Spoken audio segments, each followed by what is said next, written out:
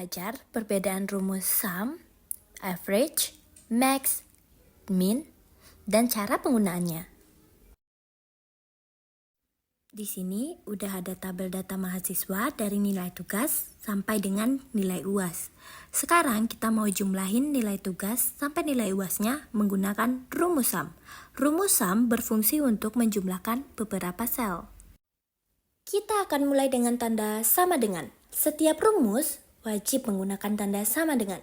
Kemudian kita ketik sum, buka kurung, pilih data yang ingin kita jumlahkan, tutup kurung, kemudian enter. Tarik ujung tabel ke bawah untuk mengcopy rumusnya. Nah, sekarang kita udah punya jumlah data dari masing-masing mahasiswa.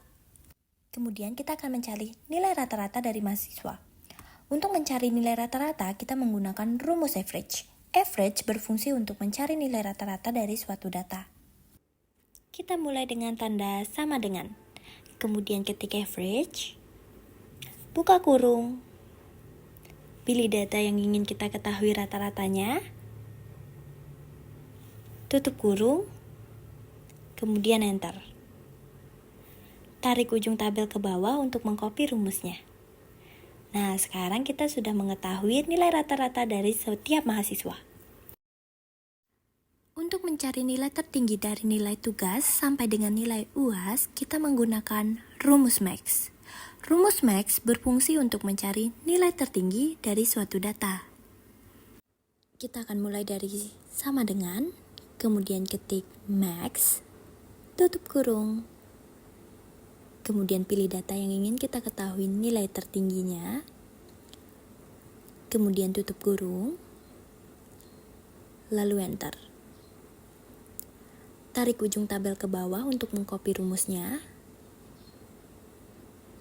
Dan yap, kita sudah mengetahui nilai tertinggi dari setiap mahasiswa. Contohnya di tabel nomor 6, nilai tertingginya adalah 92, sesuai dengan data miliknya.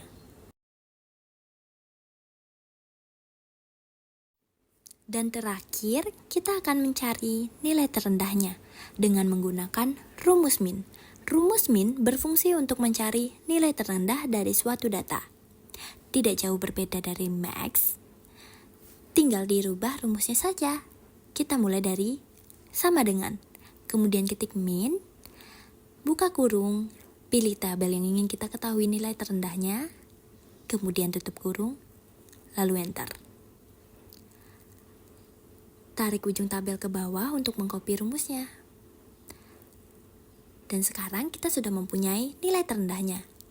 Contohnya di nomor 8. Nilai terendahnya adalah 86, sesuai dengan tabel data miliknya.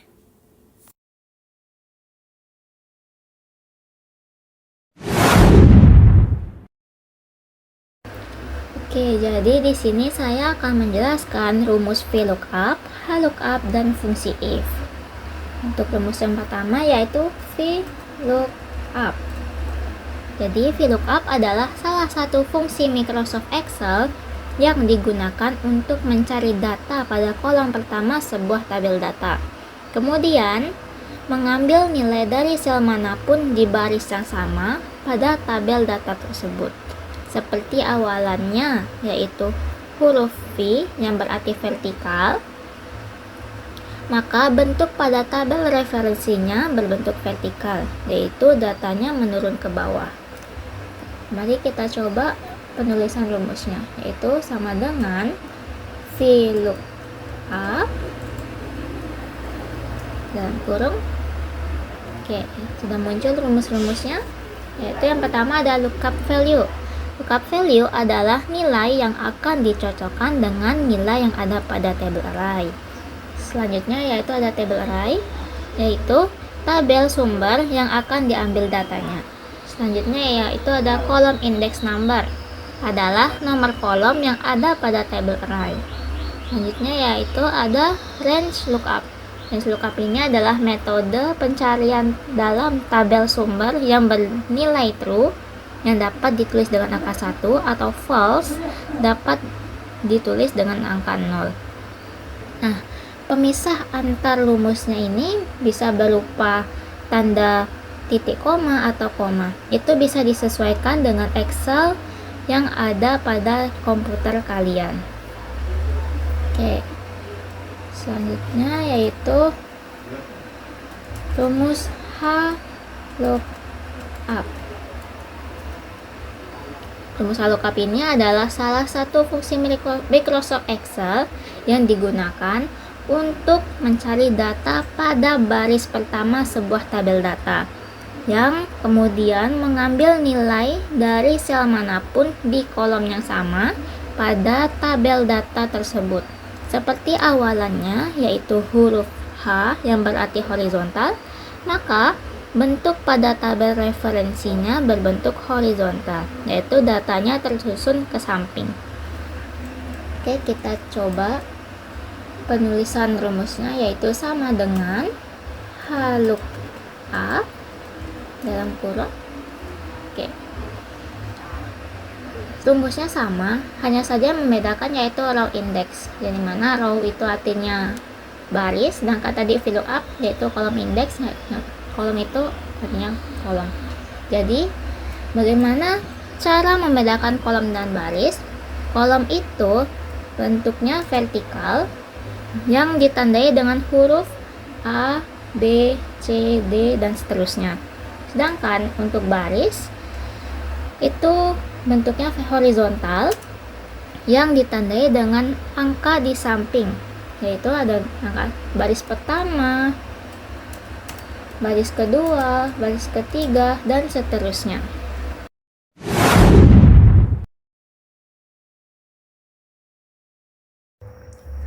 Oke, jadi di sini kita akan menerapkan rumus HLOOKUP dan VLOOKUP.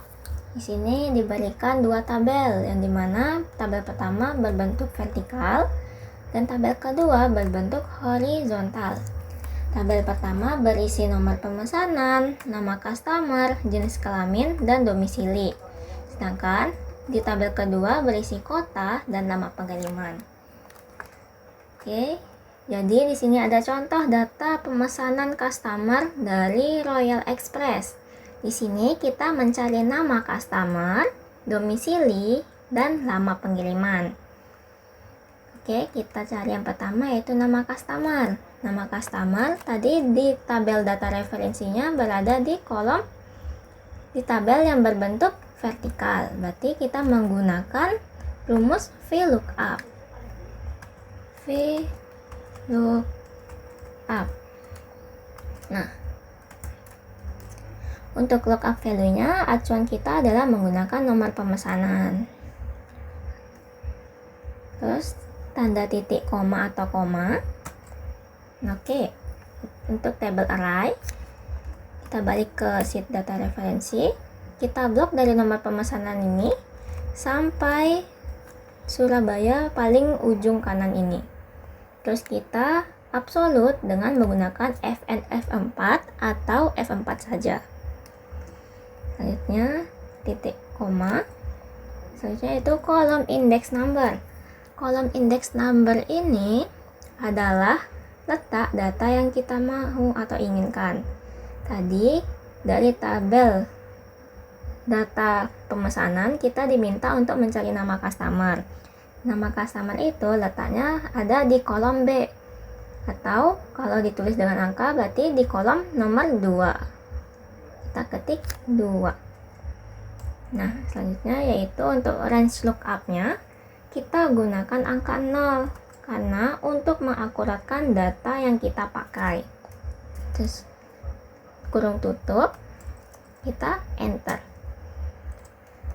Nah, tadi di tabel array kita ada mengabsolut datanya.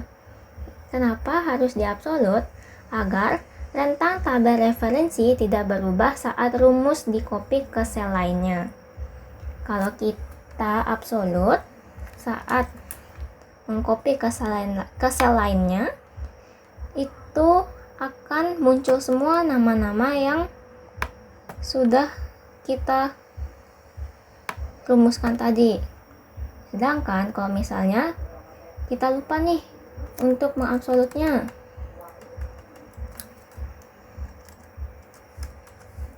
dia akan tetap muncul di kolom pertama.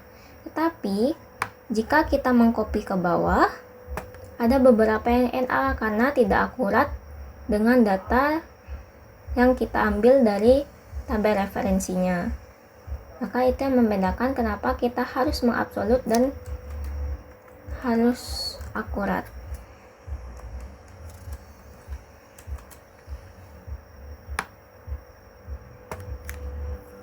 Oke, selanjutnya yaitu domisili. Domisili juga tadi berada di tabel yang berbentuk vertikal.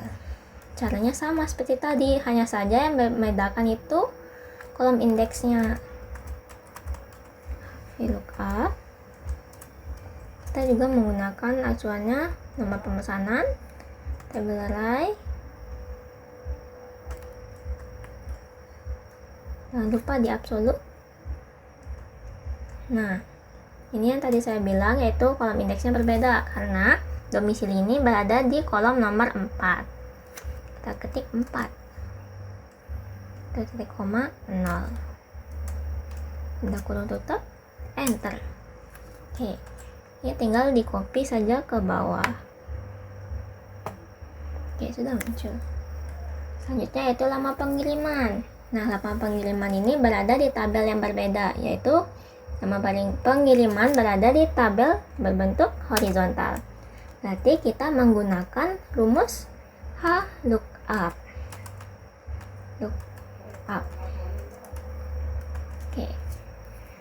Lookup value kita menggunakan domisili karena pada data referensinya itu tabelnya berisi kota dan lama pengiriman saja. Berarti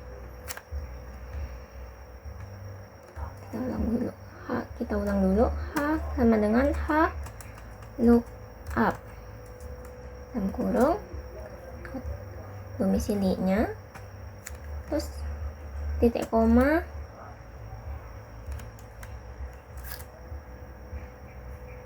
sebentar ada salah, ketik H lookup, klik domisili, oke. Titik koma, kita blok dari kota ini sampai ke 4 hari ini, tanda kata 4 hari ini. Terus jangan lupa di absolute. Terus titik koma, tadi kita diminta untuk mencari lama pengiriman, berarti row indexnya yaitu berada di baris kedua.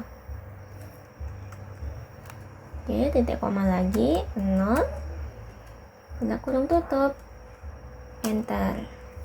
Oke, ini tinggal di copy juga. Oke, sudah selesai. Nah, sekarang kita memperbaiki letak tabel atau susunan tabelnya. Jadi ini di blok semua dulu.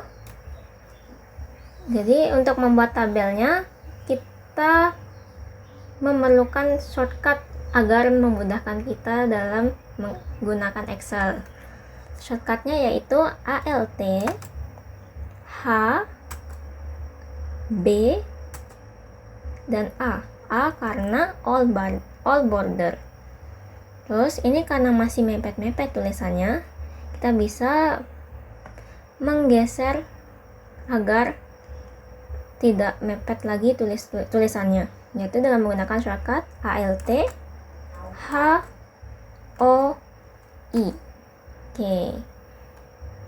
Nah, untuk judulnya ini agar tulisannya bisa di tengah-tengah di sini, kita blok dulu semuanya dari B sampai F. Terus kita klik ALT H M A.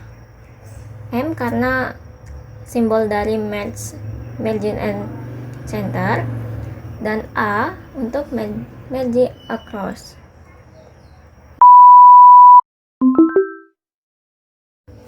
Oke, kita lanjut dengan rumus yang ketiga yaitu fungsi if atau biasa disebut dengan fungsi logika, yang dimana fungsi ini digunakan untuk menghitung atau menentukan nilai suatu pernyataan atau kriteria tertentu. baik satu kriteria atau lebih dari satu kriteria dengan menggunakan logika benar atau salah. Mari kita coba rumusnya. Sama dengan if kurung buka. Oke. Jadi di sini if itu berarti jika. Dan rumusnya yaitu ada logical test. Logical test ini adalah syarat pernyataan atau kriteria. Selanjutnya ada value if true. Adalah nilai jika syarat pernyataan atau kriterianya benar. Dan yang terakhir yaitu value if false, yang dimana artinya adalah nilai jika syarat pernyataan atau kriterianya salah. Jadi maksudnya itu apabila ekspresi logika benar, maka perintah pada value if true yang akan dilaksanakan. Tetapi apabila ekspresi logika salah, maka perintah pada value if false yang akan dilaksanakan.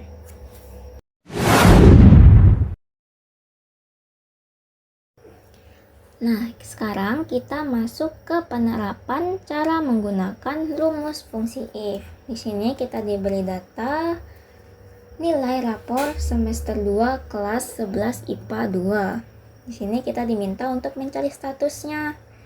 Nah, sebelum mencari statusnya, kita baca dulu kriteria status kelulusannya. Di sini kita hanya diberikan 2 kriteria, berarti ini termasuk fungsi if tunggal. Jadi kriteria pertama yaitu jika nilai rata-rata di atas 80, maka dinyatakan lulus. Yang kedua yaitu jika nilai rata-rata di bawah 80, maka dinyatakan tidak lulus. Berarti rumusnya yaitu sama dengan if dalam kurung kita menggunakan nilai rata-rata. Karena di sini dinyatakannya itu jika nilai rata-rata di atas 80. Jadi tanda lebih dari 80. Oke, titik koma. Value if true-nya yaitu lulus. Lulus. Dan value titik koma value if true-nya yaitu tidak lulus.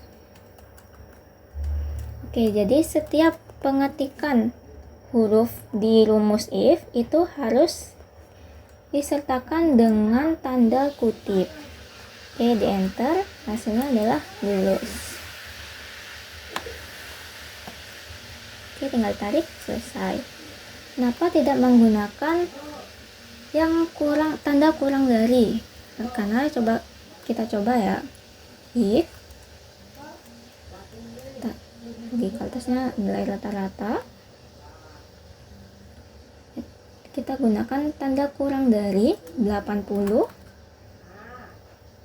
titik koma, value if true-nya lulus, titik koma, value if false-nya tidak lulus.